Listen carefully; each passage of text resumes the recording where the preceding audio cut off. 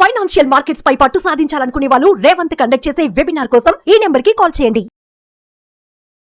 నమస్తే, welcome to Suman TV. నేను విష్ణు. ప్రస్తుతంతో పాటు certified financial planner Ram Prasad గారు ఉన్నారు. వారితో మాట్లాడదాం. సార్ నమస్తే. సార్ రామ్ ప్రసాద్ గారు. నమస్తే అండి. సార్ రామ్ ప్రసాద్ గారు, ఒక 2 months బ్యాక్ ఒక వీడియో చేస్తాం మనం.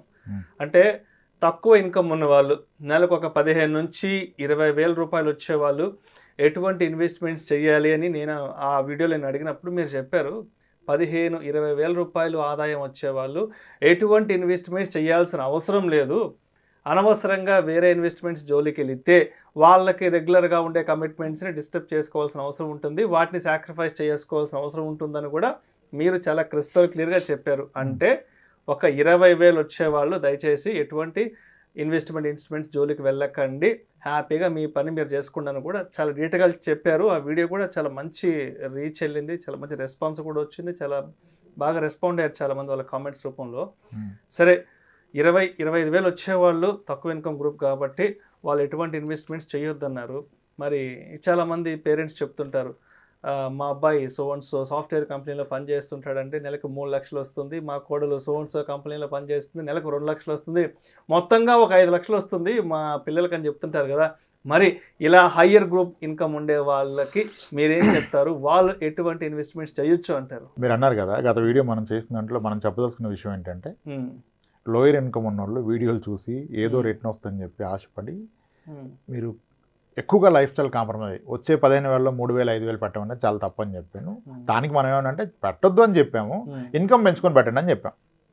సొల్యూషన్ ఏం చెప్పామంటే, ఇప్పుడు లోయర్ ఇన్కమ్ ఉన్న వ్యక్తికి ఎక్కడ ఇన్వెస్ట్ చేయాలి కాదు, ఎలా ఇన్కమ్ పెంచుకోవాలనేది ప్రధానం అని చెప్పాం. తర్వాత పెట్టుకోమని చెప్పాం, ఇన్వెస్ట్మెంట్ పెట్టొద్దని చెప్పడం కాదు అక్కడ. ఓకే, అది ఇప్పుడు మీరు అడిగిన ప్రశ్న హయ్యర్ ఇన్కమ్ ఉన్నోళ్ళు కదా, లోయర్ ఇన్కమ్ ఉన్న వాళ్ళని మీరు పెట్టొద్దని చెప్పారు. మరి హైయర్ ఇన్కమ్ ఉన్న వాళ్ళకి ఆల్రెడీ ఇన్కమ్ ఉంది కదా, ఎలా పెట్టాలని అడిగారు. ఎస్, ఈ హైయర్ ఇన్కమ్ని 2 కేటగిరీలుగా విభజించుకోవచ్చు సార్.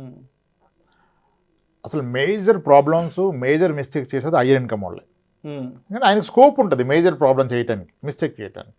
ఈ హైయర్ ఇన్కమ్లో solid income separate, business income separate. మళ్ళీ బిజినెస్లో ఆర్గనైజ్డ్ బిజినెస్ వేరు, అన్ఆర్గనైజ్డ్ బిజినెస్ వేరు, ప్రొపర్టర్షిప్ బిజినెస్ వేరు.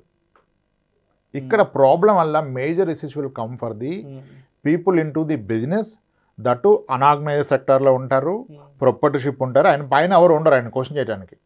దే టెన్ టు మేక్ అతిపెద్ద మిస్టేక్ చేస్తారు. చాలామంది నేను కలవటం జరిగింది, అంటే వాళ్ళు వచ్చి నన్ను కలవటం జరిగింది. మనం ఎవరిది డిస్క్లోజ్ చేయడం అదొక పెద్ద ప్రాబ్లమ్. బట్ స్టిల్ ఓకే, ఎందుకు ప్రాబ్లం వస్తుందంటే, ఇప్పుడు ఇంటర్మీడియట్ కూడా చదవకుండా నెలకి 9 లక్షలు 6 లక్షలు తీసుకోవాలి చాలామంది కలిసాను నేను బిజినెస్లో. అంటే అంత కష్టపడతారు, అంత ఇన్నోటివ్గా చేస్తారు, కష్టపడతారు. కానీ ఎంత బాగా చేస్తారో అంత బాగా కొలాప్స్ కూడా అయిపోయారు వాళ్ళు. ఎస్, ఇప్పుడు అదే higher income 3 lakhs 2 lakhs 4 lakhs sales force, Oracle, what ever వీటిలో ఉన్న వాళ్ళకి, మైక్రోసాఫ్ట్, యాపిల్ వీటిలో ఉన్న వాళ్ళకి ఆ ఇన్కమ్ వచ్చినప్పుడు వాళ్ళు ఇండిసిప్లైన్ అయినా పెద్దగా ప్రాబ్లం రాదు లైఫ్లో. ఎందుకంటే ఇప్పుడు ఒక ఎంప్లాయీ 3 lakhs 2 lakhs డ్రా చేస్తే ఆయన ఈపీఎఫ్లో వెళ్ళిపోద్ది మంత్లో ఒక 40,000. అది సేఫ్టీ కదా. ఈయన ఎంత ఇండిసిప్లైన్డ్ అయినా డిసిప్లైన్డ్గా ఒక ఈపీఎఫ్ ఎంప్లాయీ ప్రొవిడెంట్ ఫండ్ వెళ్ళిపోతుంది, కంపెనీ షేర్స్ ఈసాప్స్ ఉంటే అవి వెళ్ళిపోతాయి. అండ్ ఇతని శాలరీకి 20 times వాళ్ళకి ఇన్సూరెన్స్ కవర్ ఇస్తారు. ఈయనకి ఇన్సూరెన్స్ లేకపోయినా మేజర్ కంపెనీస్ అన్నీ వాళ్ళు మీ యాన్యువల్ సిటీస్కి సమ్ టైమ్స్ అని ఇస్తారు. ఓకే, మంత్లీ సాలరీకి 25 times అట్లా అని చెప్పి ఏదో ఒక లైఫ్ ఇన్సూరెన్స్ కవర్ ఉంటుంది బై డిఫాల్ట్. ఫ్యామిలీ మొత్తానికి హెల్త్ ఇన్సూరెన్స్ కవర్ ఉంటుంది. మళ్ళీ కంపెనీ పాలసీ ఇస్తే ఏదున్నా కవర్ అయిపోద్ది. డే 1 నుంచి పేరెంట్స్ కవర్ వచ్చింది అనుకోండి, ఈరోజు జాయిన్ అయ్యాడు, వీళ్ళ ఫాదర్కి ఈరోజు ఓపెన్ హార్ట్ సర్జరీ కూడా కవర్ అయిపోద్ది. బయట పాలసీ తీసుకుంటే పెద్ద గోళ ఇక్కడ వస్తాయి కదా.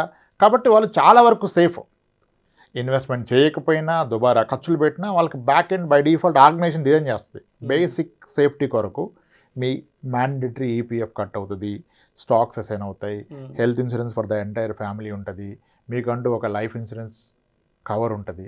So that's way they are safe. So indiscipline నడిచిపోద్ది.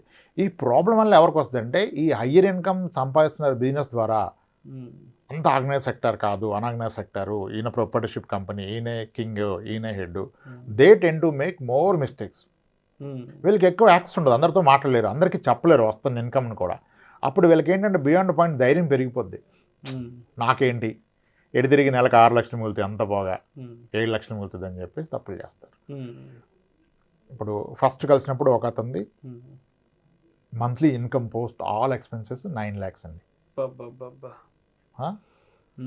ఆయన ఎడ్యుకేషన్ క్వాలిఫికేషన్ 10th లేదు, ఓకే 10th క్లాస్ కూడా లేదు. ఒక మంచి బిజినెస్ కాన్సెప్ట్, 2 షాప్స్ బాగా చేస్తారు, అద్భుతం. ఆయన ఒక రిఫరెన్స్ ద్వారా వచ్చారు, మనం ఫైనాన్షియల్ ప్లానింగ్ చేసాము. సో పిల్లలు చిన్న వయసు, ఎక్కువ మంది పిల్లలు ఉన్నారు, ఏదో చెప్పాం. అప్పుడు టర్మ్ ఇన్సూరెన్స్ ఇద్దామని చూస్తే 10th లేదన్న విషయం అప్పుడు తెలిసింది మనకి, పెద్ద రియలైజేషన్.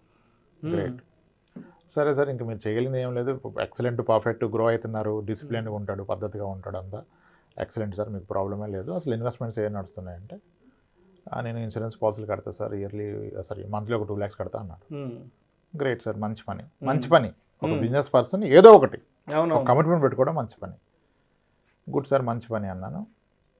సార్ అలానే మీరు ఎలాగో ఆల్రెడీ ఇన్సూరెన్స్ పడుతున్నాయి కదా, మ్యూచువల్ ఫండ్స్లో కూడా పెట్టుకోండి, 1 లక్ష 2 లక్షల వరకును, అంటే హైర్ ఇన్కమ్ ఉంది కదా, అంటే అవి సేఫ్ కాదు కదా, వార్ వస్తే పడిపోద్ది అది ఇది అన్నారు. సరే మీరు కొంచెం బట్టి ఎక్స్పీరియన్స్ ఉంది, ఇప్పుడు ఆయన ఎడ్యుకేట్ చేయలేము మనం, ఎంత పెడతారో అంత పెట్టుకోండి, ఒక 3 years తర్వాత రివ్యూ చేసుకుని దాన్ని బట్టి మీకు వచ్చిన కాన్ఫిడెన్స్ బట్టి పెంచుకోండి అని చెప్తే, సరే అండి మనం ఒక 30,000 మొదలు పెడదామని 30,000 మొదలు పెట్టాడు. ఓకే, ఎప్పుడు ఇది ప్రీ కోవిడ్, లాంగ్ బ్యాక్. తర్వాత ఒక 4 years తర్వాత 4-5 years తర్వాత చాలా బాగా పెరిగిందండి. అసలు అప్పుడే పెడితే మనకి మీరు అన్నట్టు 2 లక్షలు పెడితే 6 రెట్లు పెరిగేది కదా, ఇదే మనకి ఇంత అయిపోయింది అని. అవునండి పెరుగుతుంది, మీరు అప్పుడేం లేదా.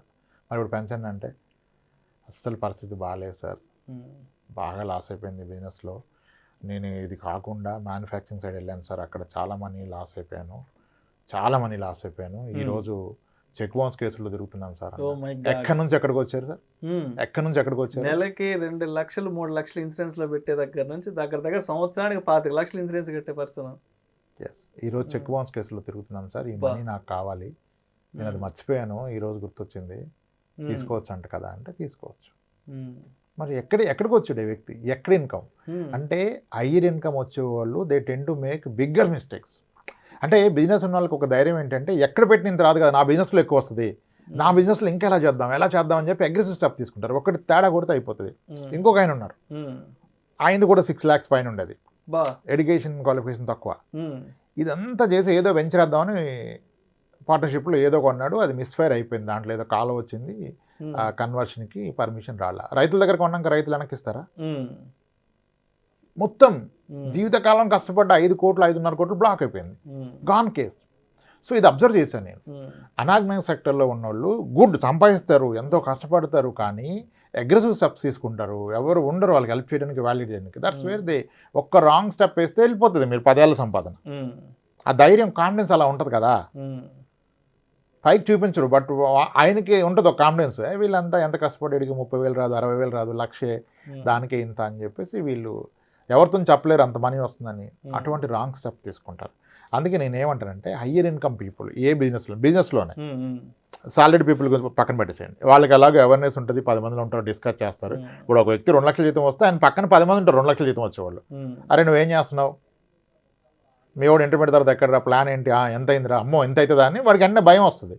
వీడికి పక్కన ఎవడు ఉంటాడు కదా బిజినెస్ వాడికి, వీడి కింద పనిచేయడానికి 20-30 ఇస్తాడు, వీడికి వస్తుంది కదా, అక్కడ మిస్టేక్ అవుద్ది. అందుకే నేను ఏమంటే హైయర్ ఇన్కమ్ వాళ్ళు, బిజినెస్లో ఉన్నోళ్ళు చాలా కాషియస్గా ఉండాలి, జాగ్రత్తగా ఉండాలి, అర్థం చేసుకోవాలి. డబ్బులు ఎప్పటికప్పుడు మీ ఇన్కమ్లో ఎంతో కొంత తీసి పక్కన పెట్టుకోవాలి, దేంట్లోనే ఇన్వెస్ట్ చేయండి. బట్ ఇన్వెస్ట్ ఒక ఎంప్లాయ్కి ఎలా ఈపీఎఫ్ కట్ అవుతుంది బేసిక్లో 12%, ఎంప్లాయ్కి ఎలా స్టాక్స్ వస్తున్నాయి, ఎంప్లాయ్కి ఎలా లైఫ్ ఇన్సూరెన్స్ ఉంది, ఎంప్లాయ్కి ఎలా హెల్త్ ఇన్సూరెన్స్ ఉంది.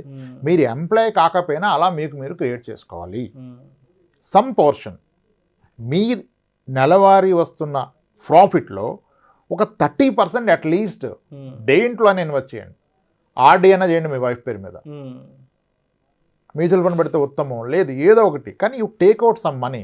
ఇక్కడ అందరు బిలీవ్ చేసేది ఏంటంటే ఎక్కడ పెట్టినా ఎంత వస్తుంది సార్, 10% 15, నా వ్యాపారంలో నాకు 30 వస్తాయి సార్, మంత్లీ 10 కొడతా సార్, ఇయర్లీ డబుల్ అయిపోతుంది సార్ అంటాడు. అది నిజమే, కానీ అది మొత్తం ఒక దగ్గర అయిపోవట్లా.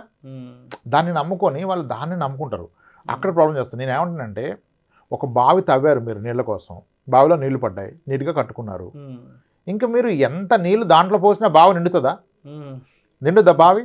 ఎప్పటికీ నిండదు. అదే మీరు బావిలోంచి నీళ్ళు తోడుకోవడం మొదలెడితే బావి ఖాళీ అయిపోద్దా? అవదు. Same is business. ఒక స్టేజ్కి వచ్చాక you should start withdrawing money out of that. For నీ ఫ్యామిలీ నీడ్స్కి, నీ భవిష్యత్తుకి అక్కడే ఉండి రిస్క్ అయిపోతుంది దాంట్లో ఉన్న తేడా కొడితే. ఇప్పుడు అంత బావిలో ఒక మూత పాయిజన్ పోస్తే మొత్తం జీవితం కానీ అదే వ్యాపారం. డైవర్సిఫై. హయ్యర్ ఇన్కమ్లో ప్రాబ్లమ్స్లోకి వెళ్ళేది బిజినెస్ పీపులే, సాలరీడ్ పీపుల్ వెళ్ళరు. వాడు ఎంత ఇండిసిప్లిన్డ్ అయినా ఏమున్నా ఆయనకన్ను కొన్ని ప్రొటెక్షన్స్ ఉంటాయి అండ్ చుట్టూరు పీపుల్ ఉంటారు to compare. Yes, higher income పీపుల్కి ప్రాబ్లం. హయ్యర్ ఇన్కమ్ ఉన్నోళ్ళు, బిజినెస్లో ఉన్నోళ్ళు ఖచ్చితంగా ఇన్వెస్ట్మెంట్ చేయాలి. వాళ్ళకి వచ్చే ఇన్కమ్లో అట్లీస్ట్ 30% షుడ్ గో సమ్వేర్. ఎక్కడికైనా వెళ్ళండి, మీ దగ్గర ఉండదు, అసలు మీ పేరు మీద కూడా ఉండదు, మీ పార్ట్నర్ పేరు మీద, మీ పిల్ల పేరు మీద చేసేయండి, ఏదో ఒకటి చేసేయండి. ఏ ప్రోడక్ట్ అయినా పర్లేదు, but you should take out money. Adequate insurance తీసుకోరు, నమ్మరు ఇన్సూరెన్స్ని. క్లెయిమే రాదంట సార్, ముందు తీసుకుంటే కదా వస్తుందో రాదో, ముందు నువ్వు తీసుకోకుండా క్లెయిమే రాదంటే ఎలా చెప్పోళ్ళు చెప్తారు. ఎన్ని క్లెయిమ్స్ అవుతాయి, లక్షల క్లెయిమ్స్ అవుతుంది. ఒక్కొక్క కంపెనీ ఎన్ని 100 కోట్ల ఇన్సూరెన్స్ క్లెయిమ్ చేస్తుంది, హెల్త్ ఇన్సూరెన్స్లు కానీ. రాదంటే ఎలా? నువ్వు తీసుకుంటే కదా వచ్చేది, రాదు. నువ్వు తీసుకుంటే ఎలాగో రాదు. Yes, problem is unorganised sector, alone business చేస్తారు, ఎవరు ఉండరు గైడెన్స్కి, వాళ్ళకి ప్రాబ్లం. దే షుడ్ డిసిప్లిన్డ్గా, రిలీజియస్గా పెట్టాల్సిందే ఇన్వెస్ట్మెంట్. మీ బిజినెస్ గొప్పదని మొత్తం అక్కడ పెట్టొద్దు కదా, దాని నుంచి ఎంతో కొంత తీసి పెట్టుకోండి. లేకపోతే అందరూ ఎంత బాగా లెగుస్తారో అలా పడిపోతారు సార్ ఒక్కసారి, తర్వాత ఇంకెవ్వరూ రారు మీ చుట్టూ. ఎక్కువ బిజినెస్ షార్ట్ టర్మ్లో రైజ్ అయిపోయింది, making more money, confidence level double triple అయింది. ద వే వాళ్ళు మాట్లాడేది, తీసుకునే కాల్స్, నెక్స్ట్ 1 yearలో డబుల్ ఎలా చేయాలంటాడు ఇన్కమ్ని. డబుల్ చేయడానికి ఇంకొకటి ఏదో అగ్రెసివ్ స్టెప్, అసలు ఆడికి అంత వస్తుంది కానీ నేను కూడా అది మొదలు పెడతా అంటాడు. ఇందాక నేను చెప్పిన ఒక బిజినెస్లో కూడా షాప్కి మ్యానుఫ్యాక్చరర్ సైడ్ వెళ్ళిపోయి పెడితే లాస్ అయిపోయాడు. Yes, so higher income people has to be more cautious. Lower ఇన్కమ్లో పోగొట్టుకోవడానికి ఏముంటుంది? 20,000 జాబ్ ఉన్నట్టుకు పోతే ఏముంటుంది? 20,000 జాబ్ ఎక్కడైనా వస్తాయి, 10 వస్తాయి, వచ్చిందే సరిపోతుంది. ఇక్కడ పోగొట్టుకోవడానికి ఏముండదు, ఏం లేదు, ఇంకా అమౌంట్ లేదు కదా. హయ్యర్ ఇన్కమ్ వాళ్ళు ఎంతైనా పోగొట్టుకోవచ్చు, మొత్తం జీవితం పోగొట్టుకుంటాడు. ఇంకా మళ్ళీ అది పాసిబుల్ కాదు ఒకసారి పోగొట్టుకుంటూ రావడం. చిన్నది ఉద్యోగం ఉన్నోడికి పోతే వస్తుంది ఉద్యోగం, ఎక్కువ ఇన్కమ్ ఉన్నోడికి పోతే ఎలా వస్తుంది? రాదు. కాబట్టి హయ్యర్ ఇన్కమ్ పీపుల్ చాలా జాగ్రత్త పడాలి వాళ్ళ డబ్బుతో. లోయర్ కూడా జాగ్రత్త పడకపోయినా పర్లా. Thank you so much Ramprasad గారు. థ్యాంక్స్. లోయర్ ఇన్కమ్ గ్రూప్ ఉన్న వాళ్ళు ఏం చెయ్యొచ్చు, ఏం చెయ్యకూడదు, హయ్యర్ ఇన్కమ్ గ్రూప్ ఉండే వాళ్ళు ఏం చెయ్యొచ్చు, ఏం చెయ్యకూడదు ఇన్వెస్ట్మెంట్స్ విషయంలో అనే అంశం గురించి చాలా డీటెయిల్డ్గా, చాలా క్రిస్టల్ క్లియర్గా మీ అనాలిసిస్ తెలియజేశారు. Thank you so much sir. Right అండి విష్ణు గారు.